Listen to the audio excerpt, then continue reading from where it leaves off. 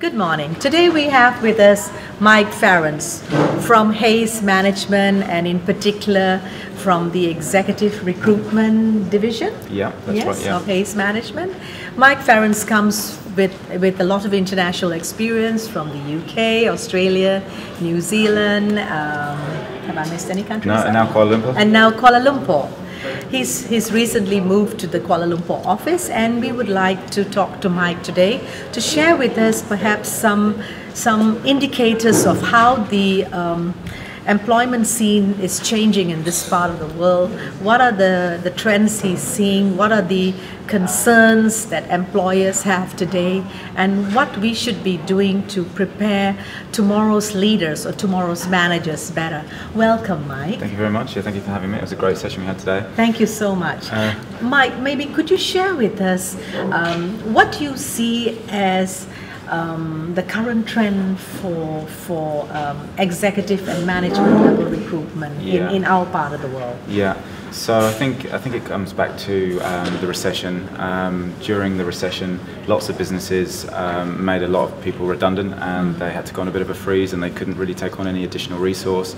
So we found that these key roles in businesses, it takes now longer to make a decision because they want to make the right decision.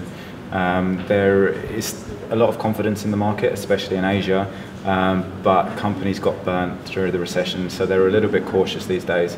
So they want to make sure that these key people, they're right for the job and they're right for the business. So we're finding that these executive roles, instead of sort of a 2 or 3 stage interview process, they're now more a 4 or 5 stage interview process. And I think that's had sort of a knock-on effect through companies right down to graduate levels, and I think it's difficult for a graduate to get a job now because there's lots of graduates in the marketplace, and they all want jobs, but companies want to make sure that the people they bring on they have a return on investment. So again, for a graduate, it was a 1 or 2 stage process for an interview to get the job. Now it's a 2 to 3 stage process, and they're going into much more on the softer skills. So they're looking at the aptitude and attitude of the candidate, not so much the core skill set. I think it's very important for a company to see that candidate wants to work for them, and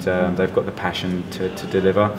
Of course, the skills are still required, but yeah, we find that in the last 5 years, that's sort of been a bit of a difference. You know, it's less prescriptive, and it's much more down to attitude and aptitude.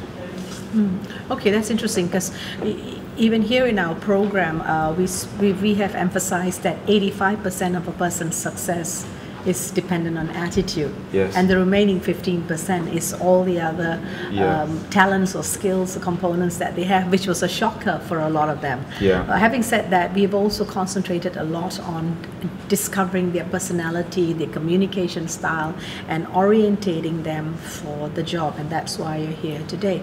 Now, you mentioned just now about the 5-stage process nowadays, in fact, for interviews. So when you drill it down to really what employers are looking for, what stands out to you as being the traits of a winning candidate? Yeah, I think that, again, I'll keep bringing it up, but I think you're right. For those more executive roles, it's a leadership position. Okay. So they need to be able to deliver a message accurately, sometimes in a corporate environment, and be able to deliver on that message. So that is a functional skill, which you know is very, very important at that level. So we find that, yes, for example, in IT, in finance, in engineering, there is definitely a technical arm to what they do, and there is going to be a technical interview. But we find that a lot of the interviews are based on situational questioning, you know, and behavioural questioning. You know, what would you do in this situation? You know, what would you do in this situation? Tell me a time when this happened, and how did you, overcome it? So we're finding that's being involved a lot more.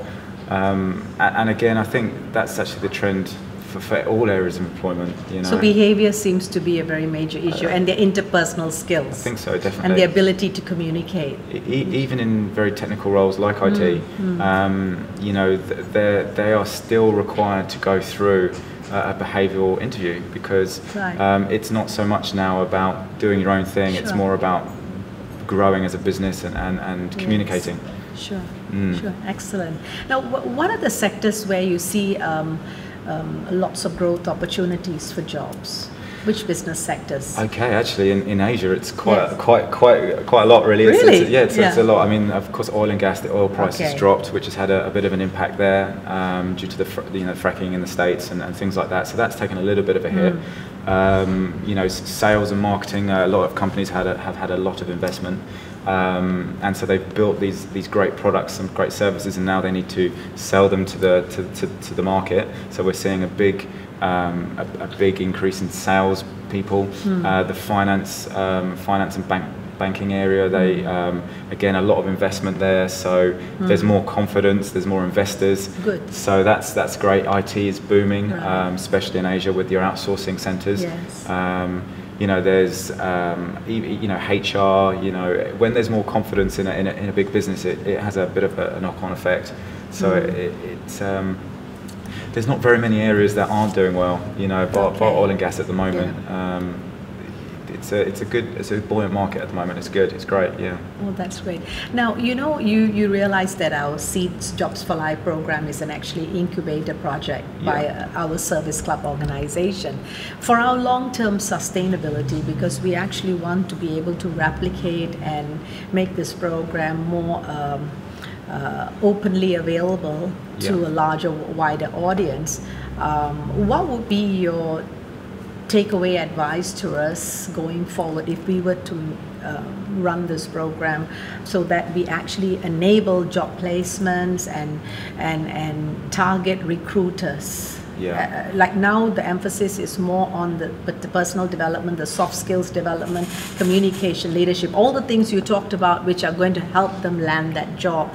But going forward, is there any advice you can give us to make this program more effective? I think keep doing what you're doing. I think it was really good, you know, seeing what you've been doing, understanding the project and what you're trying to achieve is great.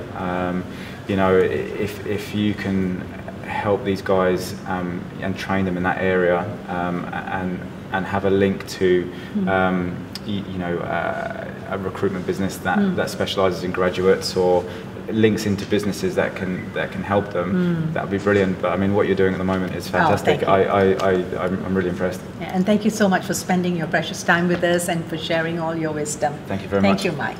Thank you. Sure.